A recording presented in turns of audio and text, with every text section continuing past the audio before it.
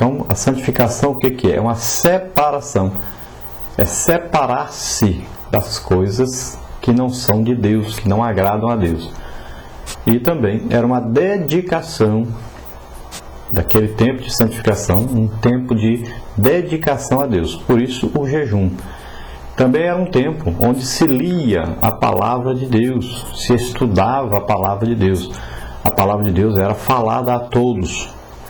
Também era um tempo onde se dava testemunho das coisas que Deus fazia, dos milagres que Deus fazia.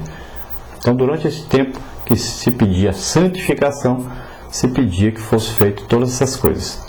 E é evidente que nesse período que o povo se santificasse, deveriam orar a Deus, né? Buscar a Deus, clamar a Deus, deveriam estar em comunhão com Deus. Então é preciso haver santificação. E não é diferente nos nossos dias. Nós participamos não hoje da circuncisão, mas participamos do batismo nas águas, né? Não é mais apenas para os homens, mas para todos aqueles que se dizem cristãos, aqueles que realmente confessam o nome do Senhor Jesus como Senhor e Salvador das suas vidas. Eles devem tomar a decisão de se batizarem nas águas. Não é obrigado, como as crianças ao 8º dia eram circuncidadas sem saber o que estavam fazendo, não tinham noção, não era o desejo delas, era pelos seus pais, né, feito isso. Já o batismo nas águas não. Jesus foi adentro da água para ser batizado. Ele não foi batizado lá fora da água, ele entrou dentro da água. E assim também todos aqueles que são batizados, eles não são obrigados. É a pessoa que toma a decisão: eu quero servir a Deus, eu quero seguir com Deus, eu quero me submeter às ordens de Deus, ao desejo de Deus. Então a pessoa toma a decisão. Então o batismo nas águas é como um sinal de aliança da circuncisão que havia no Antigo Testamento. É um sinal externo da fé que é interna.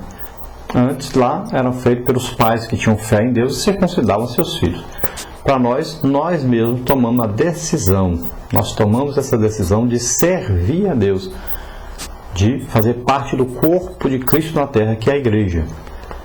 E a partir daí, então, nós estamos aptos a participar, não da Páscoa, mas agora da ceia do Senhor. Então, lá no Antigo Testamento, era a festa da Páscoa. Comemorava-se a libertação do Egito.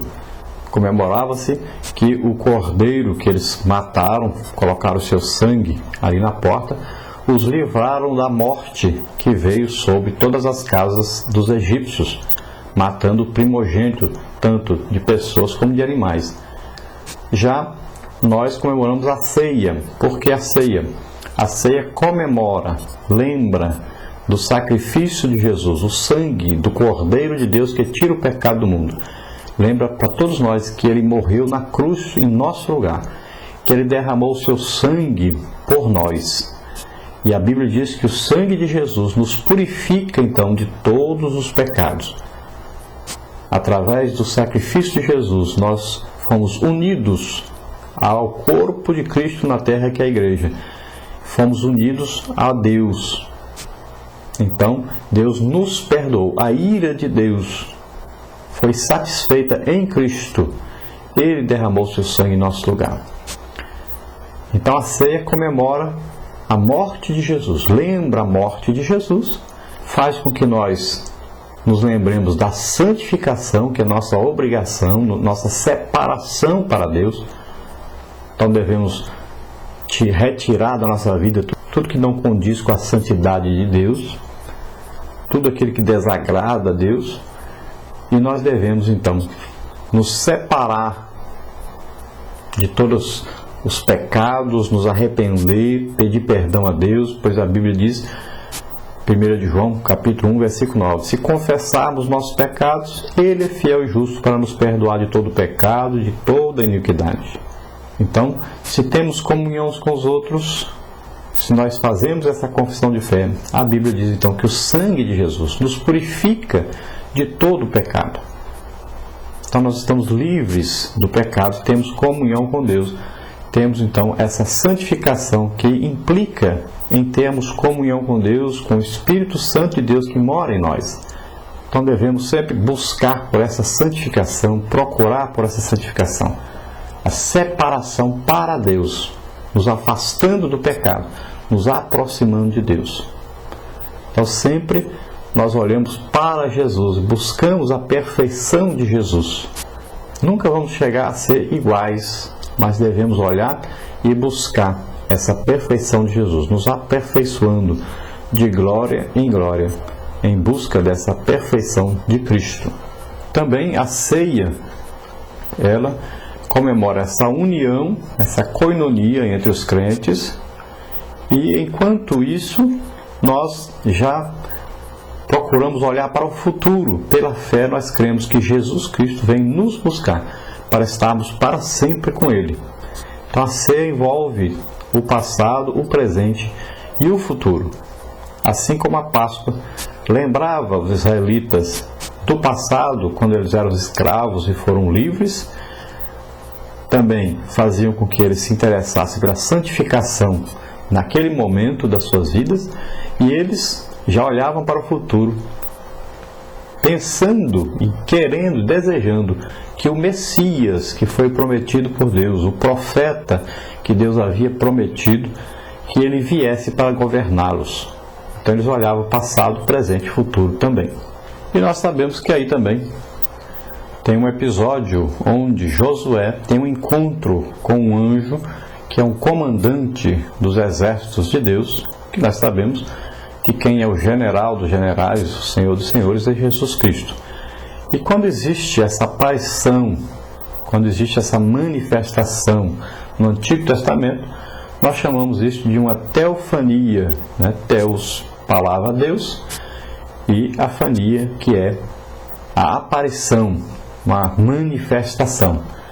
Então a manifestação de Deus no Antigo Testamento é a manifestação de Jesus no Antigo Testamento. Muitas vezes aparece como o anjo do Senhor, né? Como aquele que apareceu com 2 anjos lá para Abraão e disse para Abraão que ele seria pai de multidão. Aquele que ficou quando os 2 anjos foram para Sodoma e Gomorra, ficou um ali perto de Abraão, e Abraão agora intercedeu, pediu que não destruísse a cidade. E aquele anjo ali nós entendemos que era o anjo do Senhor, que é exatamente uma teofania, uma manifestação de Jesus Cristo no Antigo Testamento. São coisas que para muitos é incompreensível, mas para nós podemos consultar a Deus pelo Espírito Santo que habita em nós, e nós vamos ter essa certeza que era realmente Jesus Cristo aparecendo ali. No Novo Testamento nós temos casos, né, de Jesus aparecendo, por exemplo, para Paulo, falando com Paulo.